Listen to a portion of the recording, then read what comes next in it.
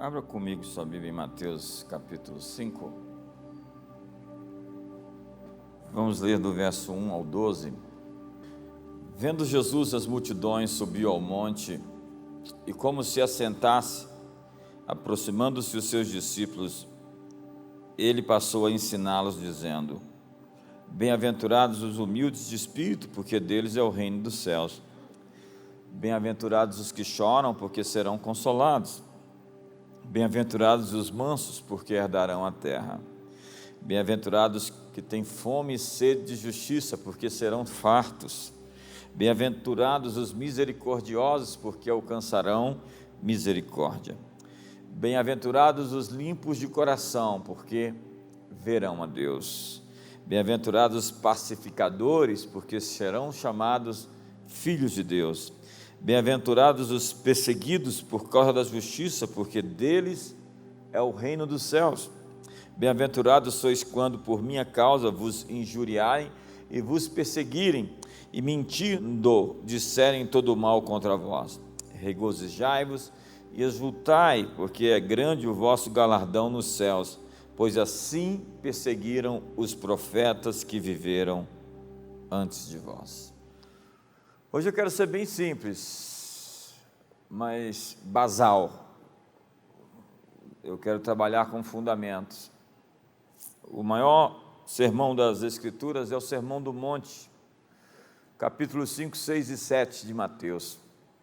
E Jesus estava na Galileia, ao norte estava o Golã, na Síria, ao sul a Samaria mestiça, misturada, ao sudoeste nós tínhamos as Decápolis, Gadara, Gerasa, e ele subiu na montanha. Eu já estive naquele lugar algumas vezes, é um lugar incrível, e começou a falar sobre as pessoas felizes, naquilo que ficou definido como as bem-aventuranças, que é parte, os versículos 1 ao 12 que eu li do Sermão da Montanha. Nele, Jesus nos apresenta a perspectiva ou o caminho da verdadeira felicidade. A palavra que ele usa é bem-aventurados, macários, que significa felizes.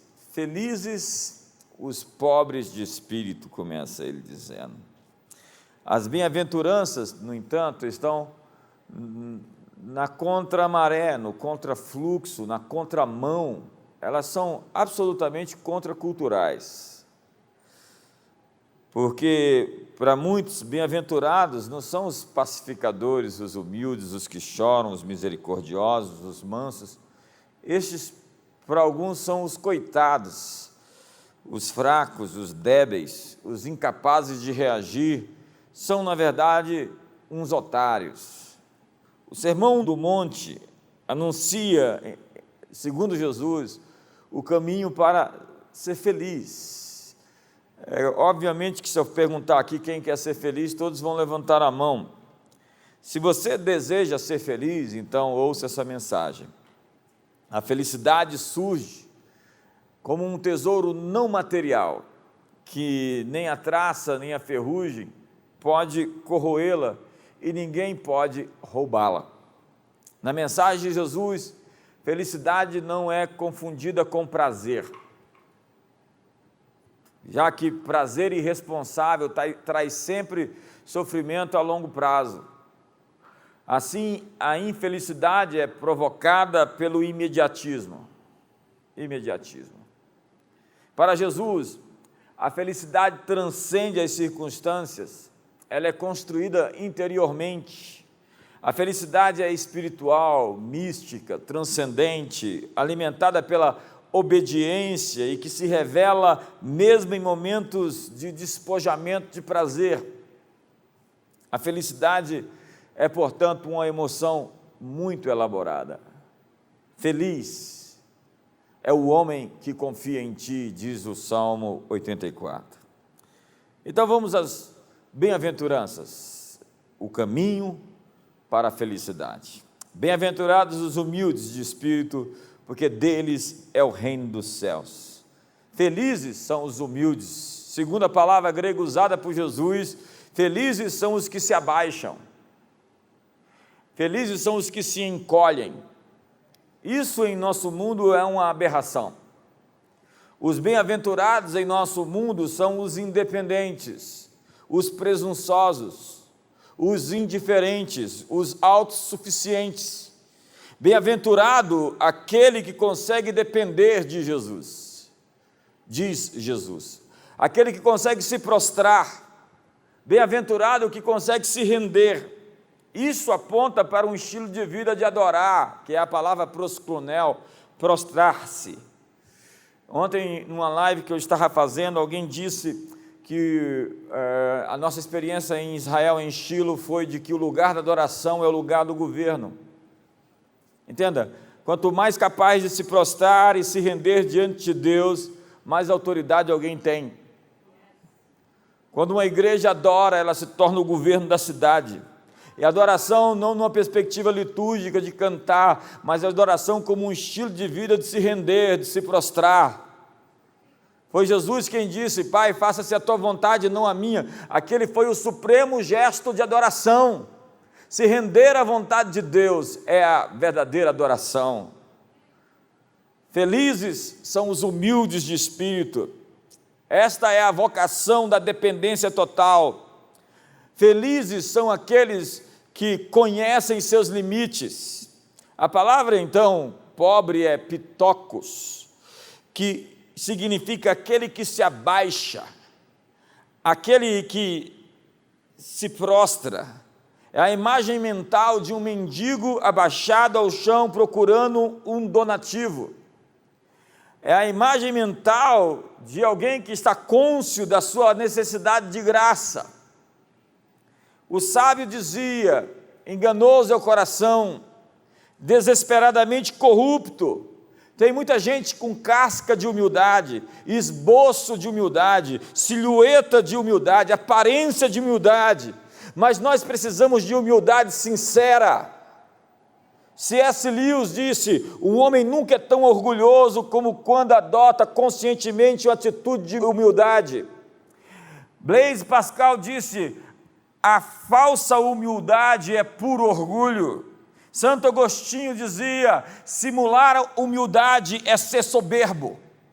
O orgulho não é grandeza, mas inchaço, e o que está inchado parece grande, mas não é sadio. Então o diabo olha para um sujeito aparentemente humilde, mas cheio de orgulho da sua própria humildade, e diz para ele: servo bom e fiel. O caminho da felicidade, segundo as Escrituras, é para uma total dependência. Bem-aventurados os pobres de espírito. São aqueles que não confiam na sua força, mas sabem que precisam da força de Deus para vencer. Segundo, bem-aventurados os que choram, porque eles serão consolados. No nosso mundo, bem-aventurados não são os que choram, mas os pedrados, os insensíveis, os que são capazes de esconder seus sentimentos, os que são capazes de esconder suas intenções. Jesus diz que bem-aventurado é aquele que consegue expressar a sua dor. Não é publicar a sua dor, entende? É diferente. A Bíblia diz que o tolo quer revelar aos outros, fazer publicidade do que deu errado. Tudo o que ele quer fazer é dizer para todo mundo o que ele está sentindo. Nesse caso, o que a Bíblia está dizendo é que bem-aventurados são os vulneráveis. Jesus disse que bem-aventurado é essa pessoa que chora. É a vocação humana para a sensibilidade.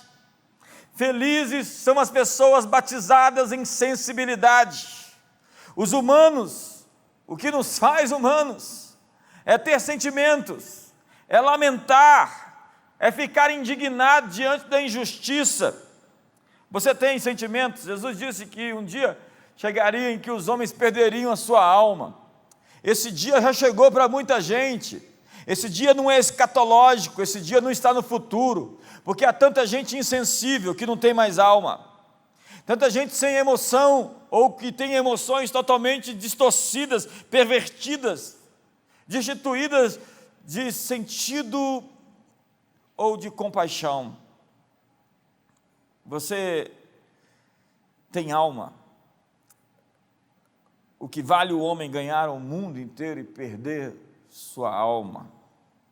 Felizes os que vivem com paixão, que lamentam a sua fragilidade, que choram sua própria desventura, com gemidos que intercedem no clamor de quem busca em Deus o socorro. Romanos capítulo 8 fala que a criação geme, a criação chora, e Paulo diz que nós também gememos, e o próprio Espírito Santo também geme, com gemidos inexprimíveis. É engraçado, Jesus chega diante do túmulo de Lázaro e chora. Ele sabe que está para ressuscitar a Lázaro, mas mesmo assim chora. A criação geme, o Espírito Santo geme. Deus não é um sujeito insensível no trono que não se importa. A Bíblia diz que o Espírito Santo está gemendo e, portanto, chorando. Há muito fatalismo, estoicismo na nossa religião, na nossa fé. Nós acreditamos num Deus que programou tudo, está sentado no trono e deixa correr. Não, Deus está comprometido, visceralmente, completamente conosco, seres humanos. Mas frieza, indiferença, apatia, são sintomas daqueles que se permitiram macular pelo mal.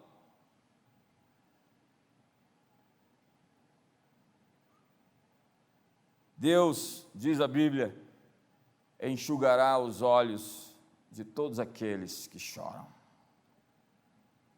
Deus enxugará todas as nossas lágrimas. Bem-aventurados os que são capazes de chorar. Que tem gente que já anestesiou seus nervos existenciais para não sentir mais nenhuma dor. Então ficou indiferente, distante. Terceiro, bem-aventurados os mansos, porque eles herdarão a terra. Mansidão é a palavra praus, que tinha um uso especial no mundo antigo dos gregos. Ela era aplicada ao animal que havia sido amansado, com muita força, mas domesticado, podendo expressar furor, mas contido. Mansidão não é um temperamento suave inato, ou seja, não é lerdeza. Mansidão é uma atitude para com Deus e os outros, que é produto da escolha. Você possui opções e você faz a escolha do caminho estreito. Eu vou pelo caminho mais difícil. Hoje, nesse mundo em que as pessoas querem o caminho sempre mais fácil. Hoje, nesse mundo onde as pessoas querem o caminho do atalho, onde chegar mais rápido. Só que o caminho mais rápido pode ser o caminho com maior prejuízos. Jesus, diz a Bíblia, tinha 72 mil anjos sob o seu comando para, num estalo de dedos, liberá-los e acabar com aquela farra da cruz. Mas ele escolheu os cravos, ele escolheu a cruz. Bem-aventurado os mansos, que mesmo tendo poder para se salvar, se entregam à crucificação. Não, vocês não tiram minha vida, eu estou dando a minha vida. Manso ou mansidão é força sob controle. Tem gente por aí no trabalho de mostrar a sua força. O tempo todo está tentando mostrar a sua sabedoria, mostrar a sua intimidade com Deus, mostrar a sua espiritualidade, mostrar seus bíceps, mostrar seu corpo, sua força, sua capacidade. Mansidão é força submetida a Deus. Deus escondeu a sua força, porque Ele não venceu pela sua força, mas venceu pela sua fraqueza.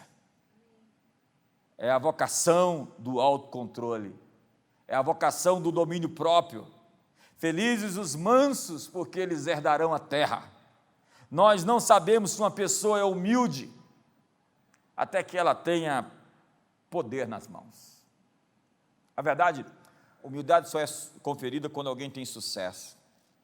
Você não pode dizer que alguém é humilde até que ela obtenha algum sucesso na vida.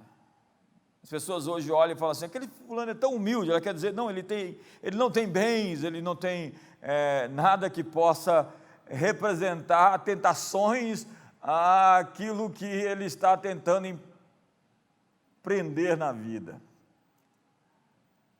A verdade é que existe muita gente enamorada de si mesma, hipnotizada pela sua própria imagem, refletida no espelho, como Narciso, que se apaixonou pelo próprio reflexo em sua nascente e que morreu frustrado por um amor próprio que não pôde ser consumado.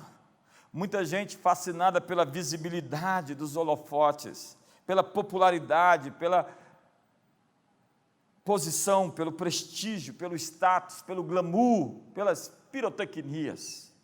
Gente absolutamente preocupada com a sua própria dignidade, numa idolatria pela sua própria reputação e imagem. Gente tentando salvar a sua biografia. Quanto sou orgulhoso? O quanto eu sou orgulhoso? Resposta: quanto me desagrada ver os outros me desprezarem.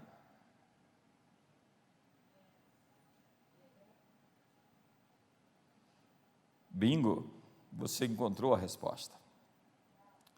Quando você não se sente ofendido por causa de uma crítica, quando você não se sente ofendido por causa de uma afronta, de uma agressão, ou qualquer coisa nesses termos, significa que você está crescendo em humildade. Mas tem gente que a carne aflora, se manifesta algo que é pura expressão do ego. Bem-aventurados os que têm fome e sede de justiça, porque serão fartos. Que texto esse? Esse é um dos que eu mais gosto. A palavra fome, nesta bem-aventurança, é a mesma usada por Mateus no capítulo 4, ao falar do jejum de Jesus, que ele teve fome no deserto. Felizes os que têm um coração faminto por justiça, pois estão destinados a conhecer uma transcendente satisfação e paz. A Bíblia diz, eles serão fartos, serão plenos, serão completos, serão transbordantes. Feliz é o que não aceita o que está errado como padrão final, normal e irreversível. Moisés, diz a Bíblia, era o homem mais manso da terra. Quando se tratava de injúrias contra ele, mas a sua ira, o seu zelo ardia como fogo contra a irreverência a Deus. Não é sobre mim, não é sobre você, não é sobre nós. É a vocação da justiça, porque odiaste a iniquidade e amaste a justiça, o teu Deus te ungiu com óleo de alegria acima de todos os teus inimigos. É como diz Nietzsche, no seu Assim Falou Zarastutra, ou no seu Anticristo, sobre o Ubersman, o super-homem. Ele dizia que o cristianismo era a religião dos fracos, dos débeis, dos frágeis, já que compaixão, misericórdia eram sentimentos de fraqueza. Como diria então o político Sêneca, piedade é uma doença mental, induzida pelo espetáculo da miséria alheia. O sábio não sucumbe a doenças mentais dessa espécie. Veja a lógica desse sistema. Para quem crer assim, o cristão, então, é um idiota, um trouxa, o Zé Mané, o Mané do Zé, um otário, um estúpido.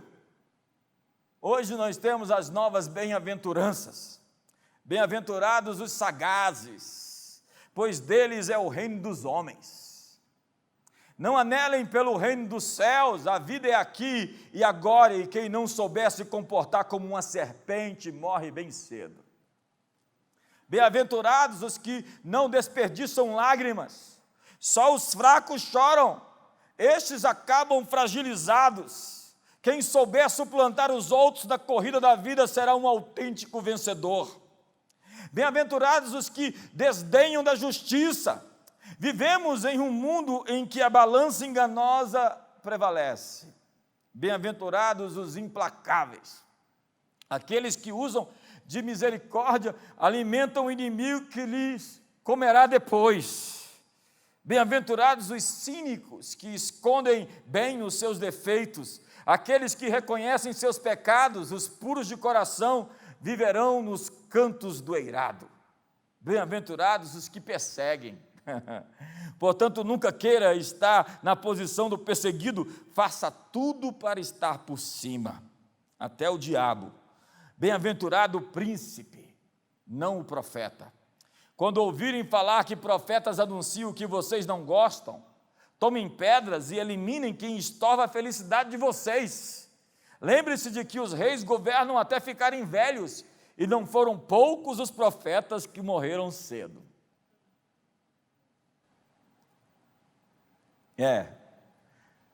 Bem-aventurados os misericordiosos, porque eles alcançarão misericórdia. É a lei da justa medida.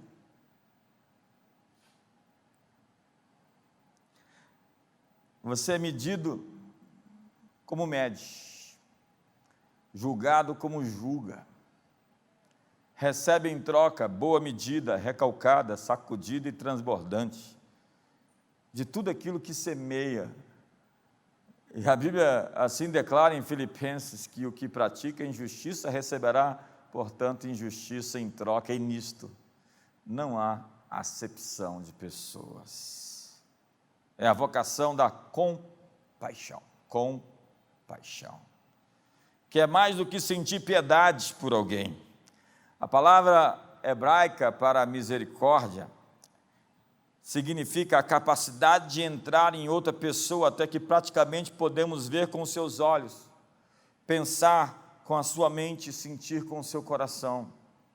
Somos chamados para ser gente, suficientemente gente, mas tem gente que se desgentizou, que deixou de ser gente, que se desumanizou, que simplesmente perdeu a capacidade de ser gente, porque se pedrou, se petrificou, se endureceu. O discípulo então pede pão ao mestre, e antes que esse pão chegue, ele já é pão comunitário, pão coletivo, pão a ser dividido, o pão nosso de cada dia. Bem-aventurados os limpos de coração, porque eles verão a Deus. J.B. Phillips traduz essa frase: bem-aventurados os absolutamente sinceros. A limpeza nessa bem-aventurança não se refere à perfeita justiça da vida, mas à pureza de uma devoção sincera. Uma devoção sincera. Tiago diz: chegai-vos a Deus e Ele se chegará a vós. Purificai as mãos, pecadores. E vós que sois de duplo ânimo, limpai o coração. Davi disse: bem-aventurado é o homem cujo espírito não há dolo. É quando o dolo deixa de ser carnal e passa a ser espiritual. Em cujo espírito não há dolo é quando o pecado deixa de ser uma tentação e se torna parte da natureza de quem o comete. Então, o espírito do escorpião, a natureza do escorpião é a natureza do indivíduo. Ele tem o DNA de ferroar até aqueles que o ajudam. Bem-aventurados os limpos de coração. É a vocação dos desescamados, ou dos que têm colírio nos olhos para ver, Jesus disse à igreja de Laodiceia: compra de mim colírio para enxergares, porque a gente totalmente cega. Bem-aventurados os que conseguem ver. Bem-aventurados puros de coração, porque eles verão a Deus. A raiz de toda maldade, portanto, procede do coração. A mensagem é radical porque trata dos pecados e erros quando ainda são apenas sentimentos. Deus está nos confrontando antes que o mal seja praticado. Deus diz para Caim: teu desejo é contra ti, a ti cumpre dominá-lo. Mas Caim já tinha matado o irmão no coração. E é isso que Jesus diz, que se você olha para uma mulher, não com o desejo carnal, mas com a possibilidade já concluída dentro do seu coração, de ter uma relação de iniquidade, de pecado com ela, você já cometeu. Você só não teve a chance de fazê-lo, mas você consumou o ato dentro de você. Se você desejou o mal de uma pessoa tamanha e quis matá-lo, e na verdade não teve foi a oportunidade de matá-lo, você já é um assassino dentro de si. Jesus esclareceu porque do coração procedem os maus desígnios, homicídios, adultérios, prostituição, furtos, falsos testemunhos, blasfêmias. O coração é enganoso, desesperadamente corrupto, quem o conhecerá? De tudo que o homem deve guardar, guarda o teu coração, porque dele procedem as fontes da vida. E Davi orou: que as palavras dos meus lábios e o meditar do meu coração sejam agradáveis em tua presença. É como aquela canção do Logos, você lembra? Se em meio ao caminho que tu tens traçado, eu andar errado por não te seguir, torna-me humilde, faze-me contrito, dá-me o teu perdão. Essa é uma aliança que todo cristão tem que fazer, do tipo: não me deixa prosperar no erro. Quer levantar a mão e fazer comigo? Senhor, não me deixe prosperar no engano, não me deixe prosperar no erro, não me deixe prosperar no pecado. Parabéns para você.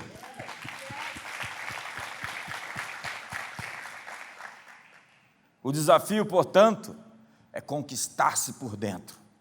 A maior batalha, o maior de todos os conflitos, o Armagedon da vida, acontece no coração. A lei moral considera assassino aquele que mata usando uma arma. A lei do Espírito, quem odeia no Espírito é passível de ser considerado réu do juízo. Para Jesus, a consciência interna é mais importante que os mandamentos externos. E a palavra puro, casaros, significa a roupa suja que foi lavada, o trigo que tinha sido separado da sua palha, um exército do qual se tinha eliminado os soldados descontentes e os soldados medrosos, o vinho ou o leite que não havia sido adulterado mediante adição de água. Portanto, ser puro é ser sem mistura. Ser sem mistura é cuidado com o fermento dos fariseus, cuidado com o fermento de Herodes, cuidado com o fermento da religião, cuidado com o fermento político. Por último, casaros era usada para o ouro puro sem escória. Ser limpo, portanto, significa ser destituído de hipocrisia, ter uma devoção não dividida. O Salmo 86, verso 11 diz: dispõe-me o coração para temer somente a Ti. Porque você acaba adorando tudo aquilo que você tem medo. E sétimo, bem-aventurados os pacificadores, porque eles serão chamados filhos de Deus. O inverso é também verdadeiro.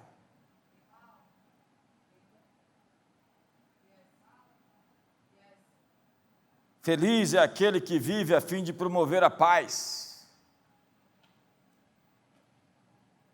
6 coisas Deus odeia, e a 7ª Ele abomina: 6 coisas Deus odeia e descreve-se. E a 7ª e última é aquele que promove contendas entre os irmãos. É aquele que arruma intriga, coloca um contra o outro. Esse é um diabo. O diabo é especialista em colocar todo mundo contra todo mundo, em criar minorias para dividir as pessoas. Mas a maior minoria é o indivíduo. E você não defende minorias quando você não defende os direitos individuais de pessoas, que, portanto, são indivíduos chamados por Jesus como seu próximo. Então não há negro e branco, homem ou mulher, bárbaro, cita, judeu ou grego. Jesus nivelou todos com uma simples palavra: seu vizinho, seu próximo, um ser humano.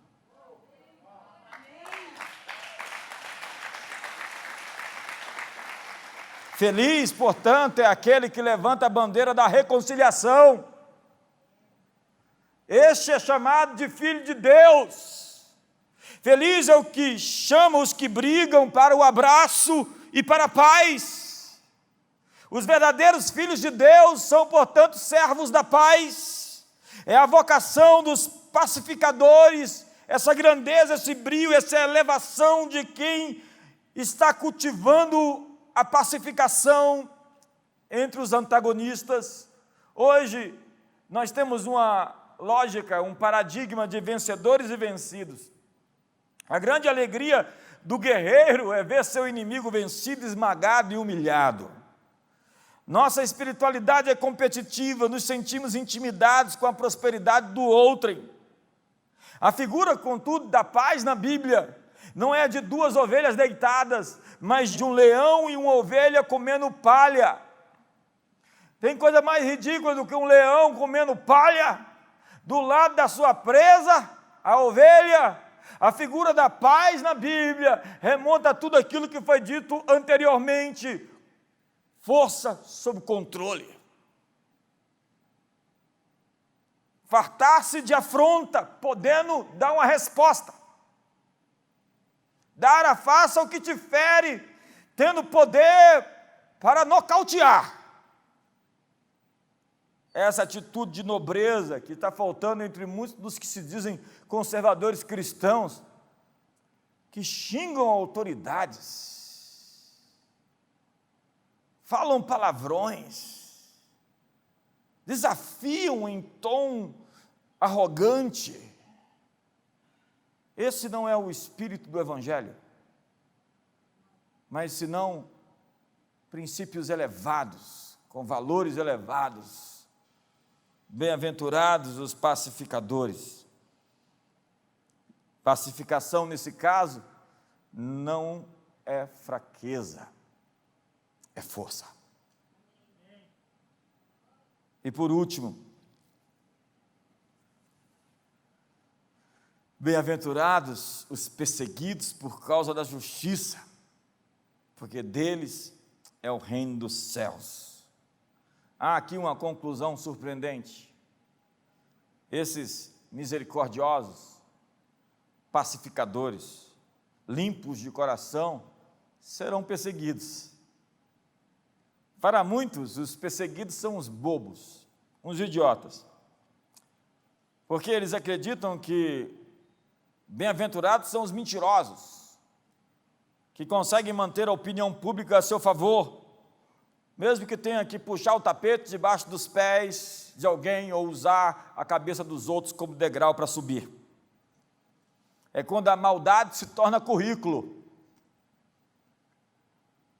Para Jesus, feliz é aquele que, mesmo perseguido, injuriado, caluniado, se exulta na luta.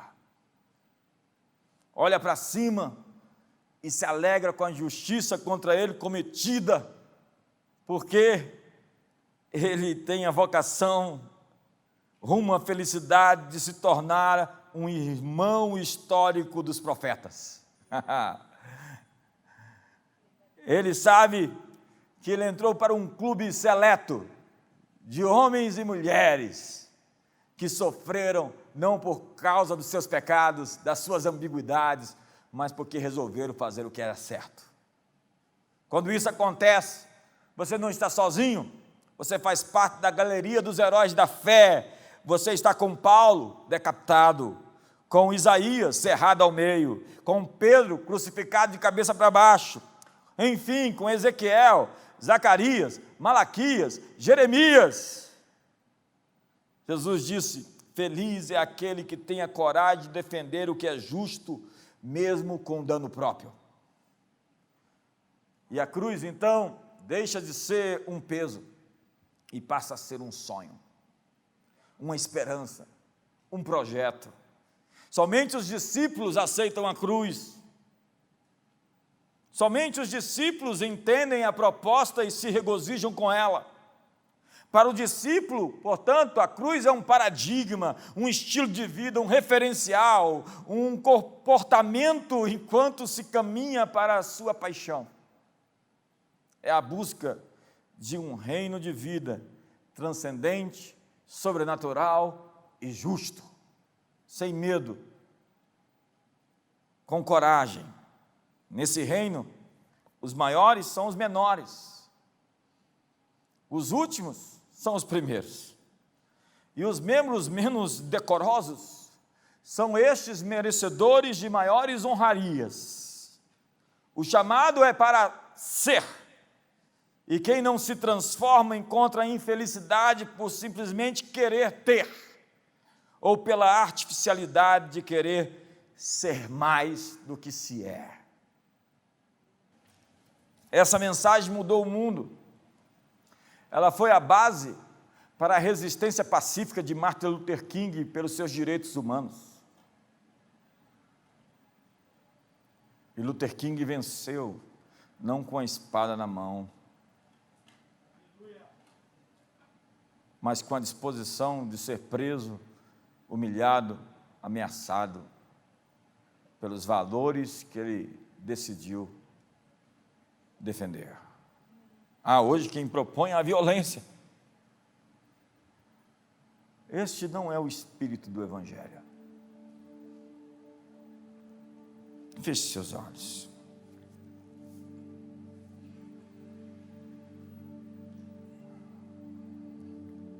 Pai, hoje nós ouvimos tantas coisas que dizem respeito a todos nós. Não queremos sair daqui como fariseu, pensando que alguém deveria ter ouvido essa mensagem. Senão, eu, desde o pregador que a pronunciou,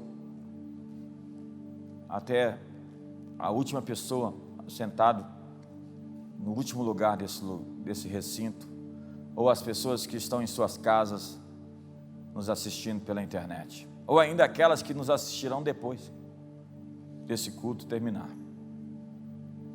Queremos tomar para nós essas palavras e realinhar o nosso espírito. Temos sido enganados por sentimentos perversos, mentirosos. Temos às vezes nos autoprojetado, nos colocado numa posição, pintado um quadro, tentado parecer. Mas essa é a hora de ser quem somos, quem fomos feitos, quem fomos criados. E hoje, Senhor,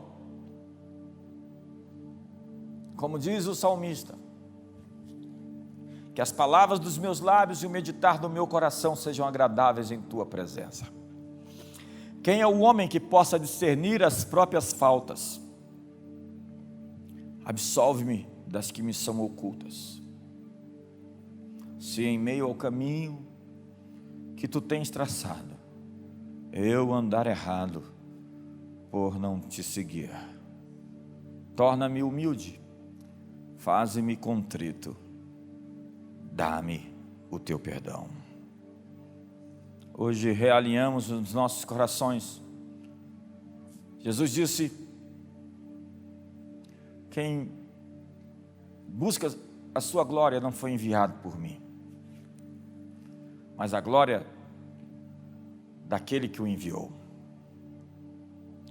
E estamos nessa coisa por tua causa. Não estamos por conta própria. Não estamos aqui em nosso próprio nome, ou tentando fazer nossa vontade. Queremos ser esse lugar de governo, mas que antes decidiu ser esse lugar de adoração. Esse lugar que tem autoridade para governar as nações, mas que antes venceu a Jezabel, a manipulação, o controle, a feitiçaria, o desejo de poder, o desejo de aparecer, o desejo de controle. E tão sutil é essas coisas que tentam impregnar-se dentro de nós e desviar-nos do teu caminho. E hoje nós queremos nos realinhar e nos corrigir.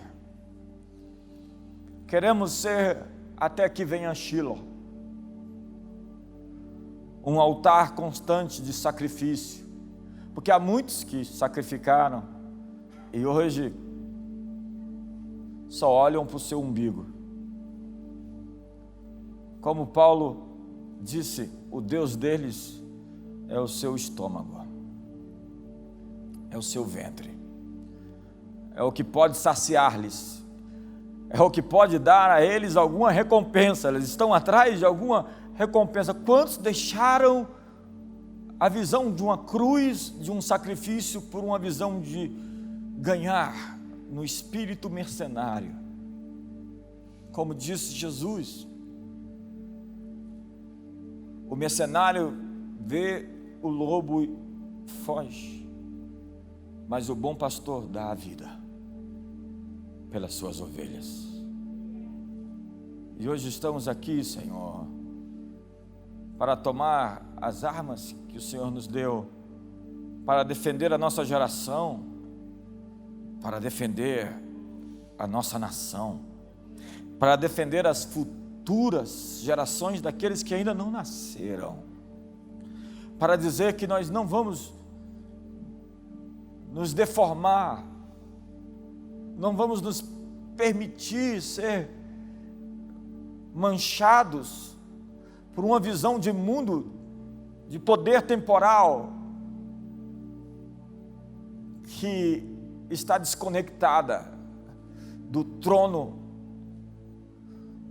legítimo do governo do cosmos, do universo. Jesus não teve como usurpação o ser igual a Deus, mas tomou a forma de servo,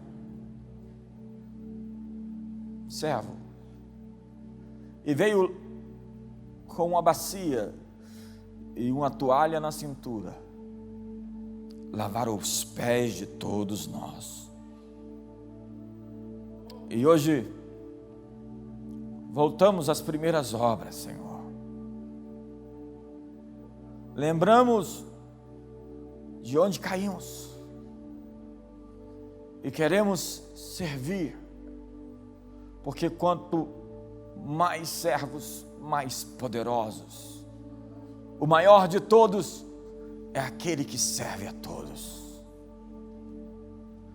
Que o verdadeiro espírito do Evangelho possa nos sequestrar, nos tomar por dentro e lidar com essas ervas daninhas que tentam comprometer as nossas motivações, os nossos corações. Livra-nos, Senhor, de nós mesmos, daquilo que não representa a natureza da nova criação, mas o apetite da velha. Hoje nos despimos do velho e nos revestimos do novo homem, segundo os altos valores do teu reino. E hoje estamos de volta ao altar do sacrifício, dispostos a continuar pagando o preço, oferecendo mesmo contra a nossa vontade, atropelando o nosso ego, atropelando o nosso eu, atropelando a nossa vontade para fazer a tua vontade. aqui na terra como nos céus. E hoje nos rendemos, proscunel, nos prostramos diante de Ti, sabendo que prostrado diante de Ti, somos mais altos do que qualquer inimigo que se levanta contra nós. Rendidos a Ti, diz a Tua palavra que os da sinagoga de Satanás vão se render a nós. Quando submissos, temos tanta autoridade, porque uma vez completa a nossa obediência, estamos prontos para punir toda desobediência. Quanto mais submissos, mais autoridade. Sentar-se no trono para governar as nações com vara de ferro ao vencedor significa vencer os valores do principado de Jezabel. E hoje nós denunciamos esse espírito, ele não tem nada em nós. Como disse o Senhor, aí vem o príncipe desse mundo, ele não tem nada em mim. Senhor, esses demônios não têm nada em nós, essas forças do mal não têm nada em nós, essa arrogância, esse orgulho do mundo, essa soberba, não tem nada em nós. Eis o Cordeiro, sem aparência, sem pirotecnias, sem projeções, sem alardes, que tira o pecado do mundo. Bem-aventurados os pobres que se agacham, que se resumem, que se limitam. Bem-aventurados os mansos, que têm poder, mas poder controlado, que têm força, mas força sob controle, contida, guardada. Hoje levantamos nossas mãos, hoje nos dobramos a Ti. Eu quero terminar essa mensagem falando um pouco sobre esse momento que nós estamos passando. Eu reconheço que há alguns cuidados que têm que ser tomados com relação, principalmente às pessoas que estão em risco. Mas o espírito de autopreservação que nós vemos hoje em boa parte daquelas pessoas que se chamam de cristãos, não tem nada de cristão. Elas estão assombradas pelo medo, tentando ganhar suas vidas. É incrível como que essas pessoas foram dominadas pelo espírito do tempo, o espírito da época, a histeria coletiva, e tem medo de vir à igreja. Vão aos mercados, vão trabalhar e não vêm ao culto. É incrível como, olhando para o Evangelho, olhando para a história, nós temos a igreja tão presente entre os doentes e afligidos do mundo em épocas de pandemia, terremotos e guerras. Muitos até morreram entregando suas vidas para servir aquelas pessoas que estavam sofrendo. Elas criam na palavra do carpinteiro: aquele que crê em mim, ainda que morra, viverá. E quem tentar salvar sua vida vai perdê-la. Quem perder sua vida por amor a mim vai ganhá-la.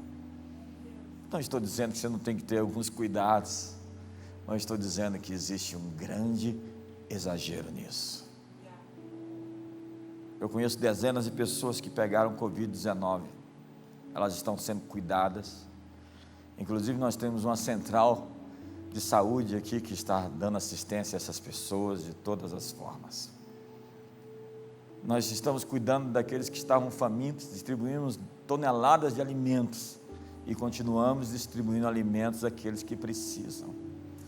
A história da igreja foi assistir os necessitados, até que o governo surgiu, e com isso os profissionais de saúde, que estão fazendo um papel que outrora era o trabalho dos cristãos. É verdade, o governo substituiu uma boa parte de tudo aquilo que nós fazíamos antes sem ser remunerados. E graças a Deus por esses profissionais de saúde, muitos dos quais nem se definem como cristãos, mas que têm um trabalho que está superando até mesmo a ortodoxia daqueles que dizem ser cristãos e não praticam o que creem. Parabéns aos profissionais de saúde, vocês são fantásticos, vocês estão sendo verdadeiramente cristãos.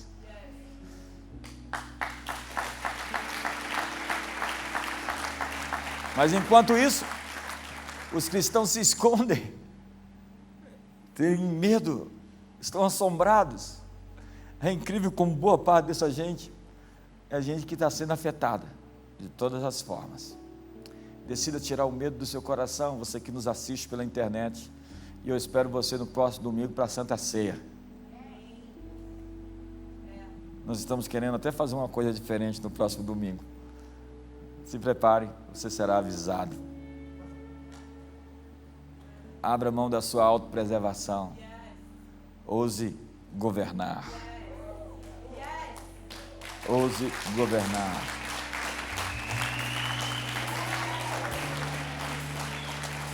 Temos pastores cuidando das pessoas. Esses dias eu cheguei em um lugar onde estava acontecendo, onde tinha os gráficos, todos os gráficos da pandemia. E eu perguntei: onde está o gráfico do suicídio? Onde está o gráfico da fome? Onde está o gráfico da depressão? Onde está o gráfico do divórcio? Há tanto acontecendo, e há tanta gente tão bitolada, sendo discipulada pela mídia. Desliga a televisão e abre a Bíblia.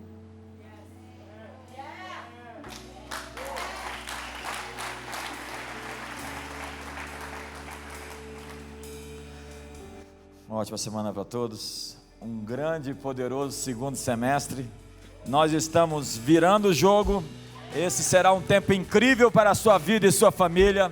Um ótimo mês de julho. Um beijo em todos. Assista esse e mais conteúdos exclusivos somente no CN Play. Acesse agora www.cnplay.com.br.